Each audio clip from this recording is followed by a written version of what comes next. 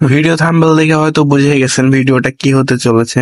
হ্যাঁ, আপনি যেটা ভাবছেন সেটাই। বিগত 4 বছর আগে 2টা খোলসুন কিনেছিলাম, কিন্তু সেটা পাতাও হয়নি, মাছ ধরাও হয়নি। তো তাই আজকে বেরিয়ে পড়েছিলাম খোলসুন পাততে। চারিদিকে ভরপুর পানি হয়েছিল এবারে, যার কারণে মাছ একটু বেশি হচ্ছিল। তো ভাবছিলাম যে খোলসুনের টাকাটা তুলবো, তাই কাদার ভেতরে বেরিয়ে পড়েছি খোলসুন পাতার জন্য। রাস্তা যেন শেষই হয় না, খালের রাস্তা কি বলবো, এক জগ্গর কাদা পানি, তার ভেতর দিয়ে হেঁটে যাওয়াই মুশকিল। একটু অমনোযোগী হলেই পিছলে পড়ে যাব। অবশেষে গন্তব্যস্থলে পৌঁছে গেছি। খোলসুন পাতা হয়েছে সকালবেলা, এখন সূর্য উঠছে। 2টা খোলসুন পাচ্ছি, একটু মাঝে ডিস্টেন্স আছে।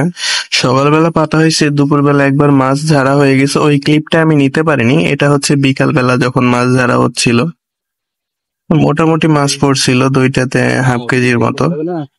এখানে বিভিন্ন প্রকার মাছ ছিল, দারকিন্দা, পুঁটি, রুইয়ের পইন, টাকি মাছ। খালের মাছ যে এত স্বাদ, যারা গ্রাম পর্যায়ে থাকে তারাই জানে নতুন পানির মাছের কি স্বাদ। জাস্ট অমাইক। এই দেখুন ছটফট করছে সব ছোট ছোট মাছ।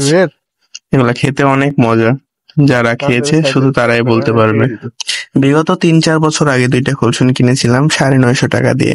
আমার মনে হয় এবার কিছুটা হলেও টাকা উসুল হবে।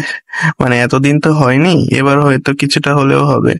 তো মাছ বাসায় নিয়ে আসার পর দেখছি ছিল মাছ ভালোই, কিন্তু তার ভেতরে কিছু ছোট ছোট শামুক ছিল, সেগুলো আম্মু হাত দিয়ে পরিষ্কার করছিল।